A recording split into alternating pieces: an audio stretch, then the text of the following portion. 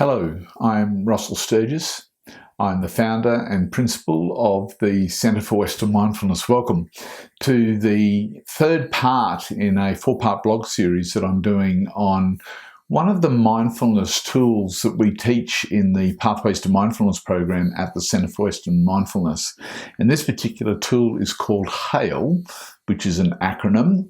And if you've been following this series, in the first two parts in this four-part series, we discussed H in the first one, which presented the idea that when you are in a place of feeling discombobulated, in stress, being taken out of your peace, to respond mindfully, the first thing that HALE suggests is that you halt. That's what the H represents. And that is to identify the facts of what's going on. We go into much more detail of that in part one. In part two, we have A, and this is identifying, or once again, observing the facts of the after effect. And so the after effect is, if I do something, what's going to be the impact that that has on me and other people and on the environment? And so for most of us, when we're presented with these experiences of discombobulation, we've been there before, we've had these things happen before, and we know what the impact is of the choices that we make. And so we're able to take a moment to consider what the impact, the after effect is of whatever the choices, generally the unloving choices that we're making. They're habitual, they've been programmed, and they're hard to change as a result. So then we come to the third component in HALE, and that is you're in this situation of discombobulated, you've done H, you've done A, and now you're going to consider L, which is, what's a loving alternative? What's a way where I could encounter or engage this particular situation, this scenario, in a more loving way? The interesting thing is that we aren't naturally inclined to consider loving alternatives. In the Centre for Western Mindfulness, we describe or define mindfulness from a Western perspective as being remembering in each moment that you have a choice to be kinder to yourself, to others, and to the planet. So what this is about is being mindful with an intention to love. And it's probably what differentiates the Western perspective of mindfulness from a more traditional Eastern approach to mindfulness. But what we have here is this intention to love. Now, if you think about your own mind and just take a moment to reflect on a 24-hour period, typical 24-hour period of which, you're going to be sleeping for some of it, but you have the ability to use your mind throughout the rest of it. How much of that time would be spent actually considering a more loving approach or a loving alternative when it comes to the experiences that you have during that 24-hour period? I have a little bit of a fun exercise that I do or have done with people, and I would say, imagine you have a daughter and she wants to go out, and the person that she wants to go out with is your mind. Now, I know that's an obscure thought, but I just want you to sort of take a moment to consider the gravity of that. Would you be really happy with your daughter going out with your mind? For a lot of people, and when I presented this as an idea, a lot of people go, no, not a good idea. And of course, the reason being is that our mind is all over the place, entertaining a whole lot of scenarios on so many different topics and subjects and places, and very little of it's very loving. A lot of fear, amongst other things. But certainly the way in which the mind is engaged through the course of 24 hours is enough of a put-off that most people would not want their daughter to go out with their own mind. So why not? Because we have a habitual way of functioning mentally, emotionally, and physically, and of course, how we invest our mind, our bodies, and our feelings is purely determined by what we value most. Now, this is an interesting thought. When we talk about values in the work that we do in our Pathways to Mindfulness program and at the Centre for Western Mindfulness, when we talk about values, people make declarations of stated values, and we go, well, that's all well and good, but what do you really value? And of course, the way that people get to really see what they value is how do they spend, and we get them to look at how they spend their time and their money. Whatever you spend your time and money on is a statement of what you value most. Now, that's a bit of a whack to the side of the head, but I want you to stop and just think about that for a minute. What do you value? How are you spending your time and money, and what does that reflect about what you value most? Well, it's exactly the same when it comes to how we use our mind, how we use our feelings, our emotions, and how we use our body. I want you to think about that. Typically, because of our societal programming and familial programming, we tend to place emphasis or value on four things in particular. There are other things, but these are the primary four things, and a lot of the others sort of fit under the umbrella of these. Number one is wealth. And so we spend a whole lot of our resource, a whole lot of our mind and our thinking about how to accumulate more wealth or how to avoid poverty.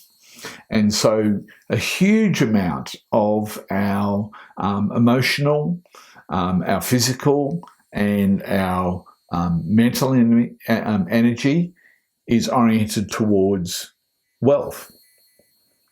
Another one that we focus on is power, self-empowerment, and power versus victimization.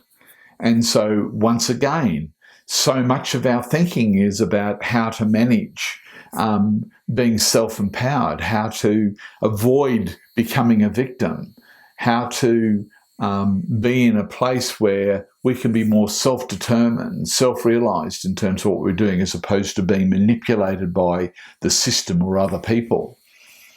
How much of your time is being spent establishing your sense of having individual rights and dealing with avoiding victimhood or maintaining the power that you have? Conditional love is what I call it, but love that's about special relationships. Special relationships, according to the Greek concept of the different types of love, incorporate storge, philia, and eros, which basically represents the idea of the love that we have for friends, close friends, the love that we have for family, and the love that we have for our lovers. And so what happens is we spend a lot of time in our mind thinking how to deal with these people, with our friends, with our family, and with our lovers. So much of our time is absorbed in how to manage our relationships, or how to manage the absence of relationship. And of course, the fourth one in this quartet is success. How can I be more successful? Or how can I avoid failure? And so once again, a lot of our thinking is absorbed with the strategies for succeeding. So take a moment and just think about, in the course of a 24-hour period, how much of your time is spent thinking about money, thinking about autonomy as it relates to power issues, how much of your time is spent thinking about love and how much of your time is about success and failure. It's quite frightening when you realise how much those things are consuming your resource of your body, your mind, and your emotions. That's where so much of what we do is oriented towards. Is there something else that our mind can be oriented towards? And yes, there is. There's a whole different set of values that are based on what I call agape love or God love or divine love. And this incorporates things like social justice, helping the needy, helping to look after the environment. So seeing where there's a need and stepping up and making a contribution. Another sustainable value is forgiveness.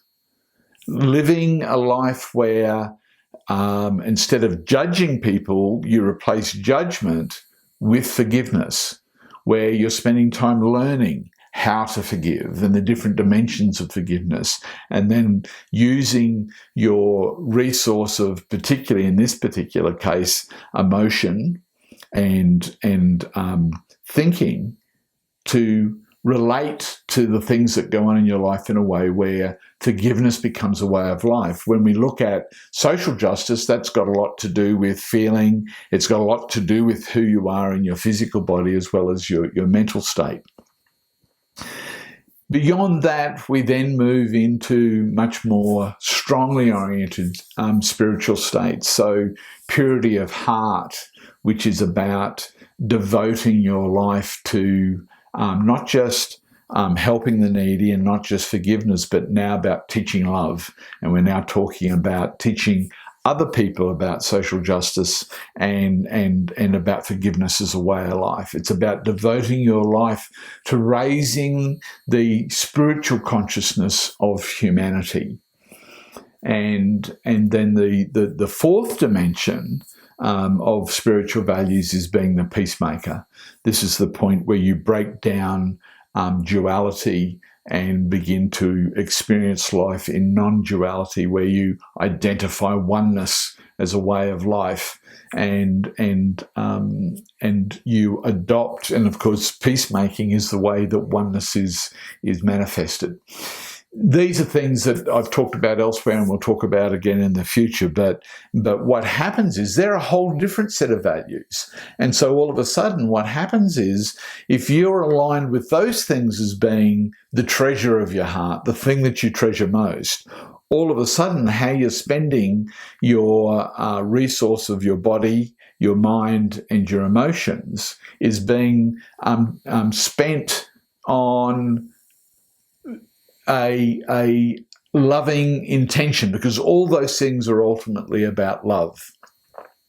And so basically what happens is, when you come to the L in HALE, you're put into a situation where you get to make a choice about how can I be more oriented in my thinking towards being more loving, social justice, forgiveness, serving it in a more spiritual way, as opposed to our habitual programming, which is oriented towards wealth, power, special relationships, love, and success. As you can see, they're two completely different ball games. But what HALE does is have you stop and consider, how could I be more forgiving in this moment? How could I be more helpful in this moment? In other words, you start to consider, what would be a loving alternative? What could I do that's more loving for me in this moment?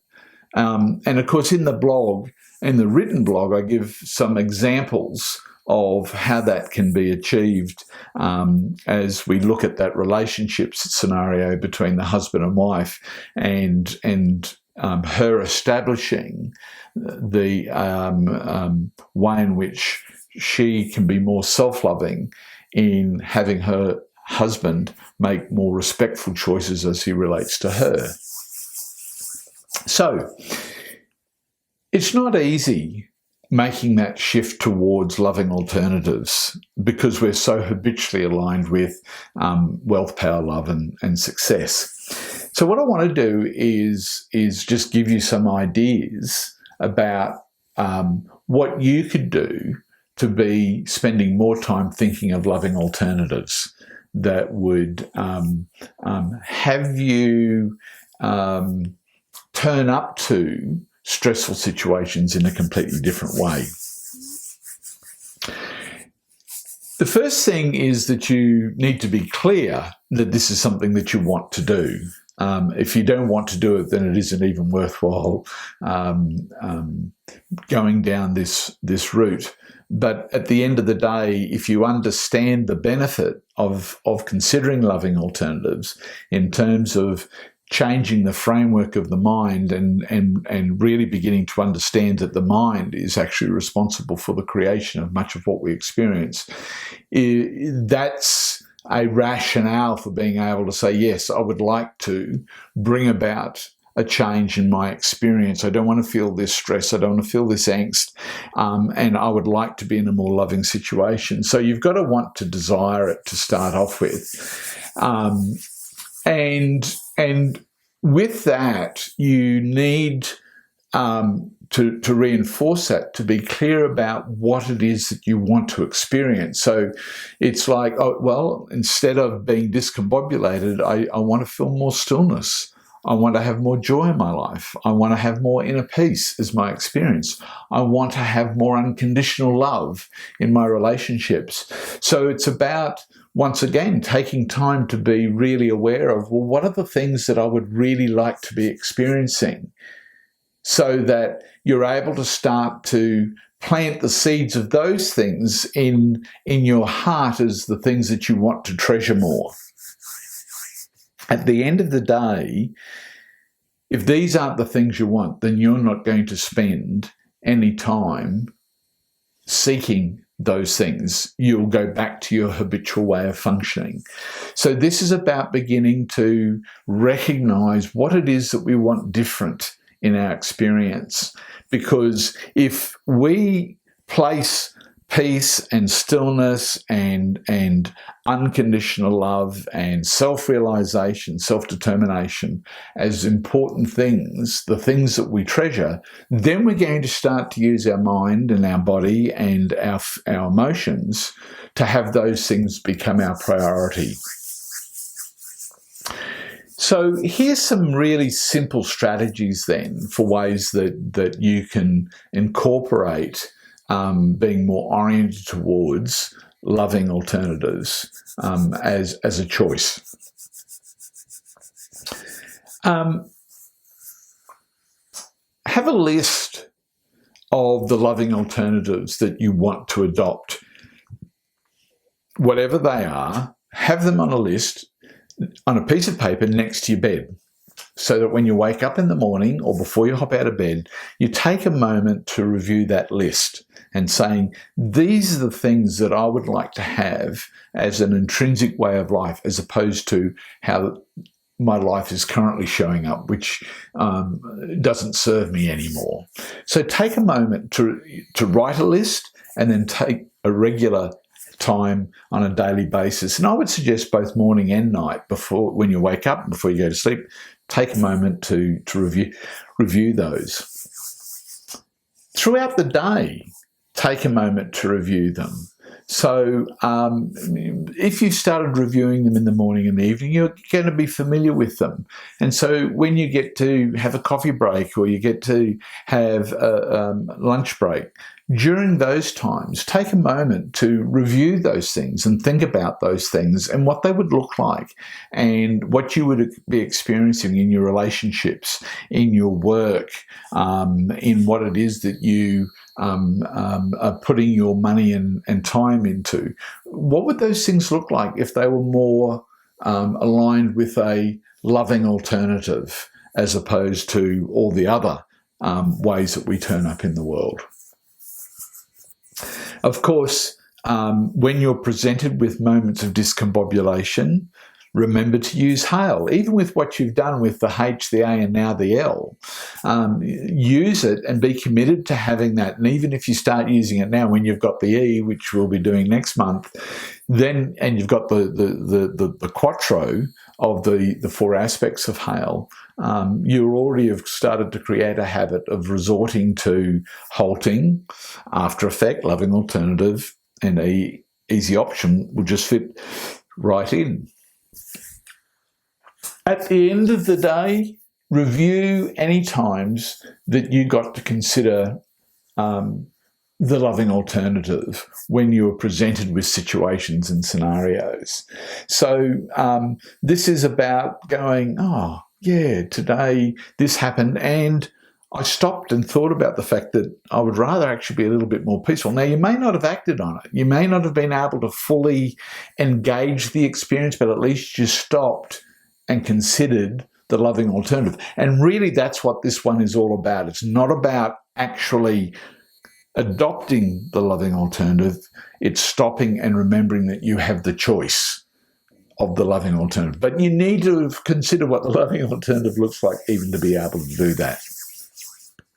One of the things you might do is take one of those loving alternatives and write it with mirror chalk on your mirror or glass chalk, and put it on your mirror in your bathroom, so that at the beginning of the day, as you're getting ready and getting yourself all set up for going out into the world, you get to have a look at maybe that one word, and that's inner peace.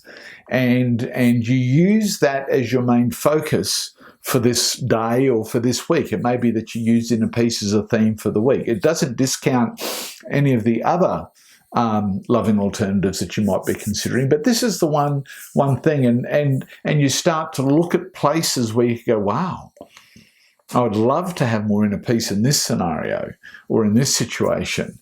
And it's like you start to look for places where you could adopt that loving alternative into your way of life. Talk to a friend about those loving alternatives and what they might look like, and they might be able to give you some added dimensions. Journal about it. Spend some time, maybe at the end of the day, taking some time journaling about inner peace and what that might mean for you and how that went for you throughout the day. Do a bit of Google research on those things in terms of finding out more about how other people are adopting those things into their experience. Once again, we're not saying that we want you to go out and start to adopt inner peace. At this moment, all we're needing you to do is to stop and consider that this inner peace as a loving alternative is something that I could have more of within my life. In a nutshell, that's the L of HALE. It's about stopping and considering a loving alternative. But you have to go fishing and identifying what those loving alternatives are. Obviously, next month we're going to be looking at E, and E is the acronym for easy option. And this is probably also a challenging one, because we live in a world where it's about you've got to go out and do it and have a goal and succeed. And this is basically saying, well, no, once you've gone halt, once you've considered the after effect and the loving alternative, then take the easy option, which could be reverting to your old patterns of behaviour. But I'm going to talk about that in a lot of detail in the next blog. Do you know that you can automatically subscribe to our monthly e-zine? That's an electronic magazine that we put together each month. You can subscribe to it on our webpage, www.westernmindfulness.com.au. And this blog and the video and the written blog are embedded into the electronic magazine, plus a whole lot of other stuff that we do. And we've been doing these things for quite some years now, and they're free, and there's some wonderful resources there. If you're wanting to have inner peace, if you're wanting to have a sense of joy and fulfillment and meaning and purpose and loving relationships, we've got lots of wonderful ideas about how those things can become integrated into and a key part of your life experience. Check out our Facebook page. You can go and search us and you'll find there lots of stuff being put up onto our Facebook page on a monthly and weekly basis. And and if you'd like to know more about the Centre for Western Mindfulness and experience some of the work that we do, we offer 2 free sessions of the work that we do of our Pathways to Mindfulness program on our website. Feel free to go and check those out as well. Thank you for coming on board and listening to this, and I will speak to you again in the 4th instalment of our series on HALE. Speak to you then. Bye.